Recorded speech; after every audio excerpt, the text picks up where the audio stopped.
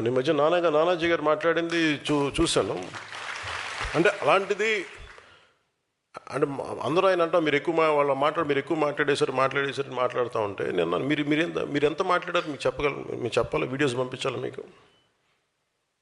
నేను నానాజీ గారు మాట్లాడుతూ కూర్చోబెట్టి మేము ఎంకరేజ్ చేసాం, కానీ మీరు ఎన్ని మాటలు మాట్లాడారు? ఆయన ప్రాంతంలోనే ఉండే ఒక వైసీపీ ఎమ్మెల్యే ఏం మాట్లాడారు మీరు? పంతం నానాజీ అనేటటువంటి జనసేన ఎమ్మెల్యే ఈవీఎంల ద్వారా అడ్డదారిలో ఎమ్మెల్యేలు అయిపోతే ఎలా పడితే అలా మాట్లాడతారంటానికి జగన్మోహన్ రెడ్డి గారిని ఉద్దేశించి నా కొడక అని మాట్లాడటం. వాడు వీడు వాడిని కాకినాడ రమ్మను, ఏడ పోటీ చేయమను. అసలు నువ్వే ఓడవి, నీ బతికెంత, ఎవడెవరా నువ్వు? అసలు జగన్మోహన్ రెడ్డి గారికి కాలి గోటికి సరిపో. అయినా మీ బతుకులకి, మీ జనసేనలకు బతుకులకి కొద్దిగా సిగ్గు సర్వే ఏమన్నా పెట్టారా దేవుడు? అలగా పార్టీ, మీరంతా అలగా వాళ్ళు అని చెప్పి ఇదే బాలకృష్ణ అంటే టీడీపీకి బాలకృష్ణకి వెళ్ళి వాళ్ళ బూట్లు దుడుతూ ఉంటారు. అది మీ బతుకు. సంకర జాతి యదవులని మిమ్మల్ని తిట్టాడు ఇదే బాలకృష్ణ. అయినా సిగ్గు లేకుండా వాళ్ళ సంఖలో దూరి వాళ్ళకి బానిసత్వం చేసేటటువంటి బతుకు మీది. నీకు జగన్మోహన్ రెడ్డి గారి గురించి మాట్లాడుతావు నువ్వు. మీ జనసేన వాళ్ళని పిచ్చి కుక్కల్ని కొట్టినట్టు కొడుతుంటే సిగ్గు లేకుండా కొట్టించుకుంటున్న బతుకులు మీ. వాళ్ళు 10, 12 సీట్లు ముష్టి అయితే ఆ ముష్టి తీసుకొని ఆ ముష్టి ద్వారా కూడా మీరు గెలవాలా? ఈవీఎంల ద్వారా గెలిచి ఈరోజు పిచ్చ వాగుడు వాగుతూ ఉన్నారు. అయినా మీ పార్టీలో ఎమ్మెల్యేలంతా ఇలా లేకీగానే ఉంటారా? ఒకడేమో అరవకుండా 5 సార్లు అబార్షన్ చేయించాడు. వాట్సాప్ కాల్స్ బేబీ అంట అసెంబ్లీలో. నువ్వేమో దళిత డాక్టర్ను కొట్టావు. నీ బతుకది, దళిత డాక్టర్లను కొట్టావు. అది మీ అంతా లేఖిగాళ్ళందరూ జనసేనలోనే ఉంటారు అనుకుంటా. ముందు అసలు నీకు పొద్దున్న నీ మొహానికి రేపు పొద్దున్న సీట్ ఇస్తారో లేదో కనుక్కో. ఎందుకంటే పొత్తులో భాగంగా ఆ సీట్ ఇస్తారో లేదో ముందెళ్ళి అలా ఊడిగం చేసి ఆ సీట్ అన్నా తెచ్చుకో, కనీసం పోటీ అన్నా చేసొద్దు. కానీ జగన్మోహన్ రెడ్డి గారి గురించి మాట్లాడే స్థాయి మీది. మీ బతుక్కి పార్టీ పెట్టిన 3వ ఎలక్షన్కి కానీ మీ నాయకుడు ఎమ్మెల్యే కాల. 2014 ఎలక్షన్ లేదు, 19 లేదు, 24 ఎలక్షన్లకి 3 పార్టీల పొత్తులో ఏడితే తప్ప నువ్వు ఎమ్మెల్యే కాల, మీ నాయకుడు ఎమ్మెల్యే కాల. సింగిల్గా 151 సీట్లతో అధికారంలోకి వచ్చిన పార్టీ. మీకు ఇప్పటికైనా ఒళ్ళు నోరు 2 దగ్గర పెట్టుకొని మాట్లాడితే ఆడాళ్ళ చేతుల్లో దెబ్బలు తినకుండా ఉంటావు పంతం నానాజీ. లేదంటే ఆడాళ్ళు వచ్చి ఉరికిచ్చి తంతారు. అక్కడ దాకా తెచ్చుకో. మాకు తక్షణం జగన్మోహన్ రెడ్డి గారి మీద నువ్వు మాట్లాడినటువంటి మాటలు విత్డ్రా చేసుకో. లేదంటే ఖచ్చితంగా మహిళల దెబ్బలు పడతాయి మీ మీద. అక్కడ దాకా తెచ్చుకోవద్దని చెప్తా ఉన్నా. ఇదే సాంప్రదాయం నేను అడుగుతా ఉన్నా. ఇదే సాంప్రదాయం రేపు మా ప్రభుత్వం వచ్చిన తర్వాత దెబ్బలు తిన్న వీళ్ళు, దెబ్బ తగిలిన వీళ్ళు, దెబ్బలు తిన్న వీళ్ళు ప్రతిచర్యగా వీళ్ళు కూడా ఇదే చేయడం మొదలెడితే మీ పరిస్థితి ఏమిటి అని చెప్పి నేను అడుగుతా ఉన్నా తెలుగుదేశం పార్టీని. చంద్రబాబు నాయుడు గారు వేసిన విత్తనం, తప్పుడు విత్తనం చెట్టు అవుతుంది. తప్పుడు సాంప్రదాయంగా మానకపోతే ఎవరి చేతుల్లోనూ ఉండదు వ్యవస్థ.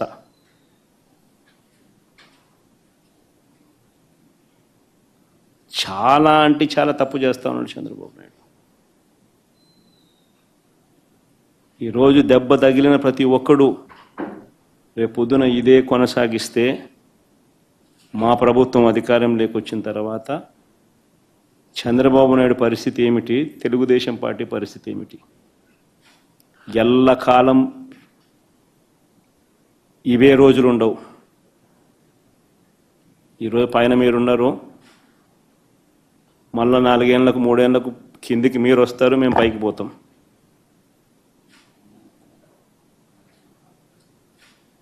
కానీ మీరు చేసే ఈ తప్పుడు సాంప్రదాయం రేపు విషవృక్షం అవుతుంది.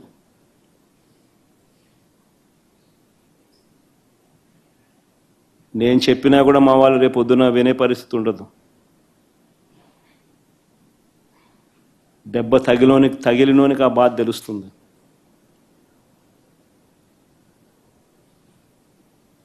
చంద్రబాబు ఇప్పుడైనా మేలుకో, తప్పు తెలుసుకో, తప్పుడు సాంప్రదాయాన్ని సరిదిద్దుకో. అసలు ముఖ్యంగా నిన్న మొన్న హెలికాప్టర్ ఖర్చులు చూస్తే నాకు తల తిరిగిపోయింది. 55 కోట్లు ఒక్క చంద్రబాబు నాయుడికి అంట. ఆ డబ్బులు పేదవాళ్ళకి ఉపయోగిస్తే వాళ్ళు ఎంత సంతోషిస్తారు? ఈయనకే 55 కోట్ల రూపాయలు అంటే ఇంకా లోకేష్కి ఆయన తిరగటానికి, ఆయన భార్యతో తిరగటానికి, ఆయన కుటుంబంతో తిరగటానికి, ఆయన వీకెండ్ జల్సాలు అన్నీ కూడా స్పెషల్ ఫ్లైట్లే. వీటికంతా డబ్బులు ఎక్కడ వస్తుంది? ఓ పెట్టండి టికెట్లు, ఏ దీంట్లో నుంచి కొంటున్నారు?